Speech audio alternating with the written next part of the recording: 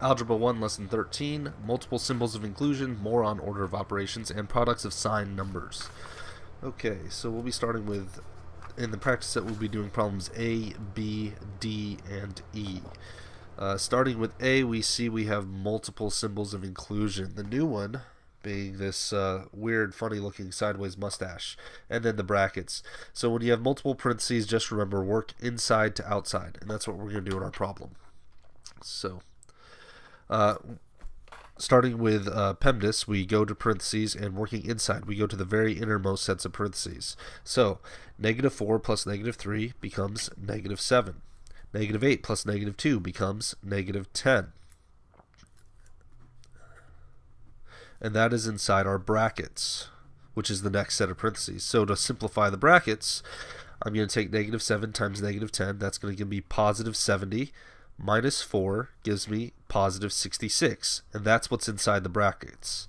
So then if we look back up at our original problem, we have to take the brackets and multiply them by 2. So we take +66 times 2. That's going to be 132. All right, and then that's what's inside our the sideways mustache thing. Hold on, let me look at the book. What's this thing called? Okay, so the book calls these braces. So the 132 is what's inside these braces, and the outside is a 3. So our final answer, we have to take 132 and multiply it by 3.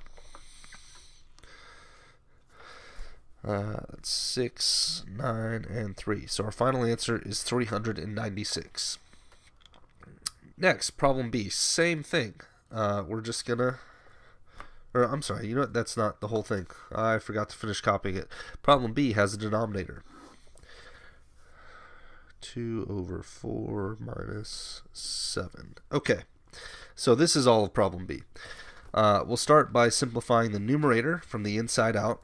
On the very innermost parentheses, we have -4 plus -1, which becomes -5. That brings us to the brackets, which have -5 times +3. So the brackets are going to become -15.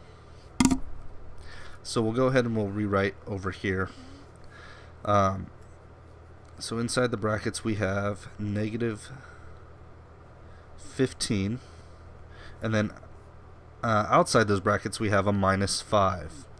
And then from there we have the braces. So, -15 plus -5 gives us -20. So -20 is inside the braces, and outside the braces is a -3. So we have to take -20, multiply it by -3. The negatives cancel, making it a positive, and the answer is going to be +60 for the numerator. Now for the denominator. 4 plus -7 gives us -3. -3 times 2 gives us -6. So we'll move that over here to the denominator. And if our denominator is -6, this will reduce down to -10 over -1, or just -10. So -10 is our final answer there. Then D. D is really simple. They're just going over signed numbers. So here we have two negatives. They cancel and make a positive. Then again, we have two more negatives. They cancel and make a positive. So the final answer here is really simple. It's just a +2. And that brings us to problem E. Problem E will go to the book to look at. They tell us, or well, they ask, is the following product of a positive number or a negative number? They tell us not to multiply, but we have to give a reason as to how we know it's positive or negative. Well, if you go back to problem D, you notice we had two pairs of negatives that made a positive, two pairs of negatives made a positive. So it's only going to be two negatives making positives, and if you have an even number of negatives, the answer will always be positive. If you have an odd number of negatives, like if we added an extra one out here in a new set of parentheses, well, then that would have made it a negative. So anytime you have an odd number, it's going to be negative, and anytime you have an even number, it's going to be positive. So let's count the number of negatives in this problem. We've got 1, 2, 3, 4, 5, 6, 7. 7 negatives, so it's going to be a negative number. And our reason would be odd number of negative signed numbers, or just there's an odd number of negatives. And that's it for today's lesson.